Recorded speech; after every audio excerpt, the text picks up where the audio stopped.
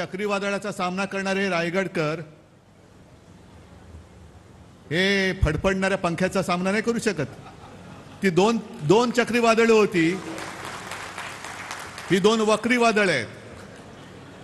ही महाराष्ट्रावरती आदळणारी दोन वक्री वादळ आहेत. आणि चक्रीवादळाचा सामना करणारा रायगडकर या वक्री वादळांचा सुद्धा सामना केल्याशिवाय राहणार नाही, हा माझ्यात आत्मविश्वास आहे. एकूणच निवडणुका आता टप्प्याटप्प्याने घ्यायला लागलेले आहेत. पण ते टप्पे करत असताना आपल्याला मात्र ते फुलटॉस देत आहेत. IPL सुरू आहे आणि IPL मध्ये मॅच बघताना हल्ली तर मी कधी कधी मॅच बघतच नाही, कारण कळतच नाही. अरे हा खेळाडू आपल्या मुंबईचा होता ना, नाही तो दिल्लीकडनं खेळतो. अरे हा दिल्लीचा होता ना, तो हैदराबादकडनं खेळतो.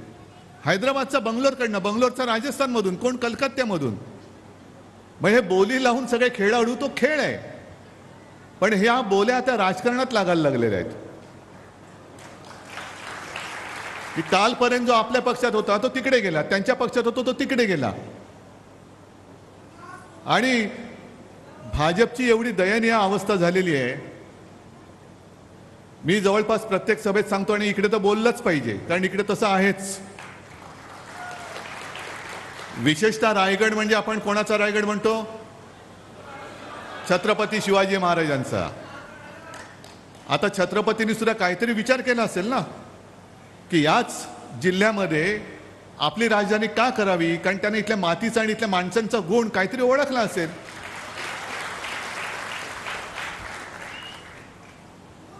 एकूण महाराष्ट्र आणि रायगड आपण जे म्हणतो शिवरामी वंदिले, आणि भाजप काय म्हणतोय? चोरामी वंदिले. मग तू चोरी कर, मी तुला वंदन करतो. म्हणजे आपण जी काय आरत्या करतो ना, घालेल लोटांगण वंदिने चरण, तसं यांच्या चोरांचं चरण वंदन करतात. का फाळी आली हो एवढी? जर 10 वर्षामध्ये काही कामं केली असती तरी फोडाफोडी किंवा हा सगळा अपप्रचार चाललाय तो करण्याची वेळ नसती आली. पण आज जसं मोदीजी आणि शहा आपल्या महाराष्ट्रामध्ये खेट्या घालतायत, आता हीच वेळ आहे. यांना 2 वेळेला महाराष्ट्राने भरभरून दिलं, कारण आपण शिवसेना म्हणून अख्खी शिवसेना तुमच्या सोबत होती. तेव्हा मोदीजी, मला नाही आठवत की इतक्या सभा त्यांनी महाराष्ट्रामध्ये घेतल्या होत्या. पण आता प्रत्येक गल्ली बोळात फिरतायत. 10 वर्ष महाराष्ट्राने भरभरून तुम्हाला सगळं दिलं. 40 खासदार दिले, 40 पेक्षा 41 42 खासदार दिले. एवढं करून तुम्ही महाराष्ट्राचा घात केलात आणि आता अफवा पसरवत आहेत.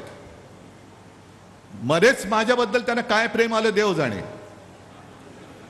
उद्धव ठाकरेंना काही संकट आलं, अरे आणून बघा माझं हे सुरक्षा कवच माझ्या सोबत आहे.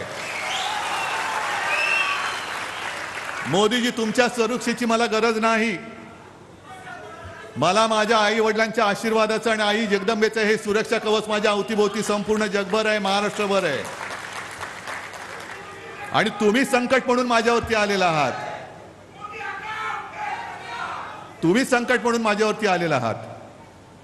काय म्हणे मी कालच्या सभेत, काल काय झालं, कालची जी धाराशिवची सभा तुम्ही पाहिली असाल, जणू काय आई तुळजाभवानी माझ्या समोर अवतरली होती. लोक एवढी पिसाळलेली, एवढी चिडून उठलेली आहेत की ती वाट बघतायत 7 तारीख कधी येते, 13 तारीख कधी येते, 20 तारीख कधी येते आणि 4 जून कधी येतोय. वाट बघतायत लोक, वाट बघतायत. येते तारीख, येते कधी आणि ठोकतोय कधी. आणि त्या सभेत मी बोललो. मोदीजी जे म्हणाले की त्यांनीच मला ऑपरेशनचा सल्ला दिला होता, मग ते माझी चौकशी करत होते. ठीक आहे, या खऱ्या खोट्यामध्ये मी काय जात नाही, कारण आता नसीम भाई तुम्ही जे सांगितलं त्याच्यामुळे जगात आणि देशात खोटं कोण बोलतंय हे लोकांना कळलंय. फक्त माझ्याशी खोटं बोलले तसं नाहीये. तुम्हाला जी वचनं दिली होती, मग 15 लाखाचं असेल, 2 कोटी रोजगाराचं असेल, घराचं वचन दिलं असेल, आणखीन काय दिलं असेल, हे सगळं खोटं बोलण्याचं काम मोदी, शहा आणि भाजपाने केलेलं आहे. मोदींची गॅरंटी मला नकोय, माझी गॅरंटी माझ्या समोर आहे.